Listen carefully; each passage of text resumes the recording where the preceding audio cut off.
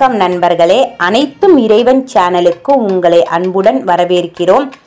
இன்னைக்கு நம்ம பார்க்க போற திருக்கோவில் அருள்மிகு ஸ்ரீ ஸ்தல சயன பெருமாள் கோவில் திருச்சிறுப்புலியூர். அந்த கோவிலை பற்றி தான் நம்ம பார்க்க போகிறோம். 108 திவ்ய தேசம் 24வது கோவில். ஸ்ரீரங்கத்தில் மிகப்பெரிய அளவில் சயனத்திருக்கும் பெருமாள் இத்தலத்தில் மிக சிறிய அளவில் சயனத்திருக்கிறார். கண்வ முனிவர், வியாக்கரபாதர், பதஞ்சலி ஆகியோருக்கு பெருமாள் அருள்பாலித்த தலம். சூரியன், துர்வாச முனிவர், மணவாள மாமுனிகள் இத்தலத்தில் வழிபாடு செய்துள்ளனர். 108 திவ்ய தேசங்களில் திருவாரூர் மாவட்டம் திருச்சிறுப்புலியூர் ஸ்தல சயன பெருமாள் கோவில் 24வது திவ்ய தேசமாக போற்றப்படுகிறது. அருமாக்கடலமுதன் கோவில் 1500 ஆண்டுகளுக்கு மேல் பழமை வாய்ந்த கோவில் ஆகும். அரிசிலாற்றின் கிளை நதிக்கரையில் இக்கோவில் அமைந்துள்ளது. திருவாரூர் மாவட்டம் திருச்சிறுப்புலியூர் ஸ்தல சயன பெருமாள் கோவில் பெருமாளின் 108 திவ்ய தேசங்களில் 24வது திவ்ய தேசமாக போற்றப்படுகிறது. வியாக்கரபாதருக்கு மிகச் சிறிய வடிவில் புஜங்க சயனத்தில் பெருமாள் காட்சி அளித்த தலம் இதுவாகும். கருடனுக்கு அபயம் அளித்த தலம். சிறிய வடிவில் புஜங்க சயனத்தில் பெருமாள் காட்சி தரும் தலம். பெருமாளின் திருவடிகளுக்கு அருகில் காட்சி தரும் வியாக்கரபாதர். மூலவர் அருமாக்கடலமுதன் ஸ்தல சயன பெருமாள். உற்சவர் கிருபா சமுத்திர பெருமாள். தாயார் திருமாமகள் தயாநாயகி. தலவிருச்சம் வில்வமரம். தீர்த்தம் திருவனந்த தீர்த்தம். மானச புஷ்கரணி. கோலம் சயன திருக்கோலம்.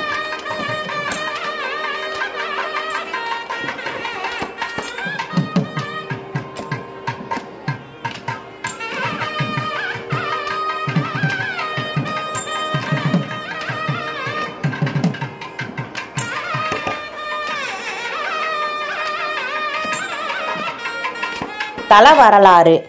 சிவபெருமானின் உத்தரவின் பேரில் ஸ்ரீரங்கத்தில் எப்படி வைகுண்டத்தில் இருப்பது போலவே காட்சி தருகிறார்களோ அதே கோலத்தில் காட்சி தரும்படி பெருமாளை நோக்கி தவம் இருந்தார் வியாக்கரபாதர்.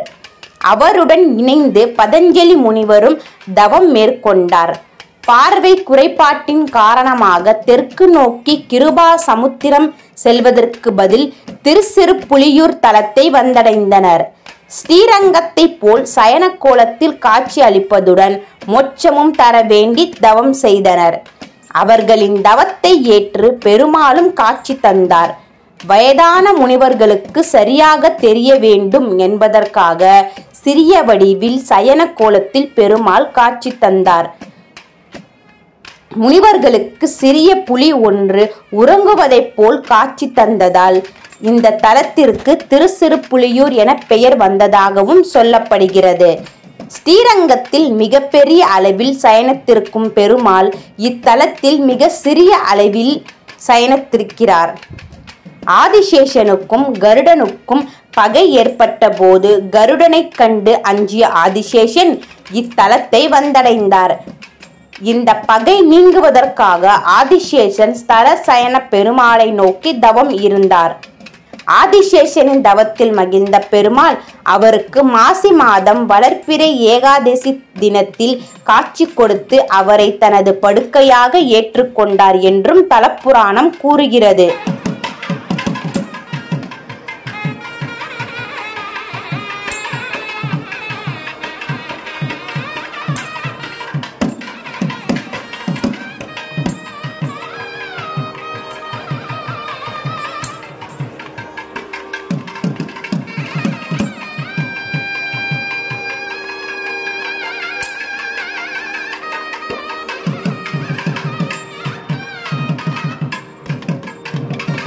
நான்கு நிலை ராஜகோபுரத்துடன் அமைந்த இக்கோவில் மூலவர் ஸ்தல சயன பெருமாள் சிறிய வடிவில் சயன கோலத்தில் காட்சி தருகிறார்.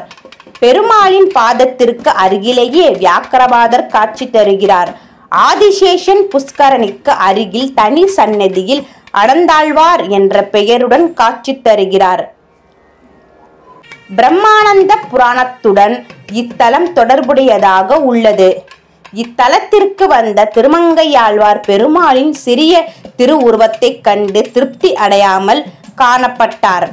இதனால் திருக்கண்ணமங்கையில் அவர் விரும்பியபடி பெரிய வடிவில் காட்சி அளிப்பதாக பெருமாள் அருள் செய்தார். சமஸ்கிருதத்தில் இத்தல பெருமாளுக்கு கிருபா சமுத்திர பெருமாள் என்ற பெயரும் உள்ளது. இவருக்கு சாரங்கநாத ரகச பெருமாள் என்ற பெயரும் உண்டு. சித்திரை வருடப்பிறப்பு, வைகாசி பிரம்ம உற்சவம், ஆடிப்பெருக்கு, ஆடிப்பூரம், கிருஷ்ண ஜெயந்தி, நவராத்திரி, பவித்ரோற்சவம், ஐப்பசி மணவாள மாமுனிகள் விழா, திருக்கார்த்திகை விழா, மார்கழி வைகுண்ட ஏகாதேசி, பொங்கல் திருவிழா, மாசி மாத அனந்தாழ்வார் விழா, பங்குனி உத்திர திருவிழா சிறப்பாக கொண்டாடப்படுகிறது. நாகதோஷம் உள்ளவர்கள், எதிரிகளால் ஆபத்து உள்ளவர்கள் இத்தலத்தில் நேர்த்திக்கடன் செலுத்தி வழிபாடு செய்வது வழக்கம். குழந்தை பாக்கியம், மாங்கல்ய தோஷம், கால சர்ப்ப தோஷம், செவ்வாய் தோஷம், பலாரிஷ்ட தோஷம், திருமணத்தில் தடை, தீராத நோய், மனநல பாதிப்பு உள்ளவர்கள் இந்த தலத்தில் வேண்டிக் கொள்கிறார்கள். வேண்டுதல் நிறைவேறியதும் பெருமாளுக்கு திருமஞ்சனம் செய்து வஸ்திரம் சாற்றி வழிபடுகிறார்கள்.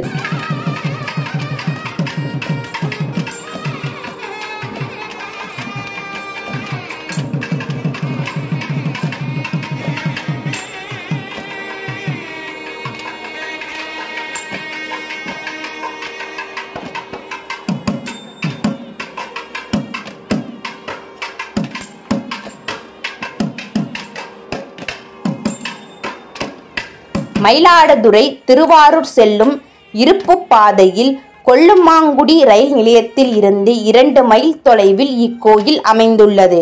திருமங்கையாழ்வாரால் 10 பாசுரங்கள் பாடப்பட்டு மங்களாசாசனம் செய்யப்பட்டு உள்ளது. அரிசிலாற்றின் கிளை நதிக்கரையில் ஏக்கர் நிலப்பரப்பில் இக்கோயில் கிழக்கு மேற்காக 142 அடி அகலமும் வடக்கு தெற்காக 225 அடி நீளமும் தெற்கு நோக்கி 72 அடி உயரம் கொண்ட 5 நிலை ராஜகோபுரத்துடன் அமைந்துள்ளது. கோயில் ராஜகோபுரத்தை கடந்து சென்றால் கொடிமரம், பலிபீடம், கருடாழ்வார் சன்னதியை தரிசிக்கலாம். மூலவர் ஸ்தல சயன பெருமாள் ஸ்ரீதேவி பூதேவியுடன் தெற்கு நோக்கி அருள்பாலிக்கிறார். உடன் வியாசகர், வியாக்கிரபாதர், கங்கை உள்ளனர். மூலவர் கருவறை கோஷ்டத்தில் விநாயகர், திருமால், விஷ்ணு, துர்க்கை உள்ளனர். உள் திருச்சுற்றில் விஸ்வசேனர் அருள்பாலிக்கிறார். வெளி திருச்சுற்றில் ஆண்டாள், பால ஆஞ்சநேயர், திருமாமகள் தாயார், ஆழ்வார் சன்னதிகள், யாகசாலை, திருமடப்பள்ளி, திருவாய்மொழி மண்டபம் உள்ளன. சிதம்பரம் நடராஜ பெருமான் அருளியபடி வியாக்கிரபாதர் இத்தல பெருமாளை வணங்கி மோட்சம் பெற்ற காரணத்தினால் இவ்வூர் திருச்சிறுப்புலியூர் என்ற பெயரால் அழைக்கப்படுகிறது. மிகச்சிறிய வடிவில் புஜங்க சயனத்தில் திருமங்கையாழ்வாருக்காக பெருமாள் பள்ளி கொண்டுள்ளார். கருடாழ்வாருக்கு பெருமாள் அபயமளித்த தலமாக இருப்பதால் பூமிக்கு கீழ் கருடன் சன்னதி அமைந்துள்ளது. மிக உயர்ந்த இடத்தில் ஆதிசேஷன் சன்னதி உள்ளது. வீடியோ பொறுமையாக பார்த்ததுக்கு மிக்க நன்றி. வீடியோ எல்லாருக்குமே ஷேர் பண்ணுங்கள். கோயிலுக்கு வர முடியாதவங்க இதன் மூலமாக இந்த அற்புத திருத்தலம் பார்க்கட்டும். சேனல் சப்ஸ்கிரைப் பண்ணுங்கள். வேறொரு கோயிலோட நம்ம மீண்டும் சந்திப்போம். வாழ்த்துக்கள். நன்றி. வணக்கம்.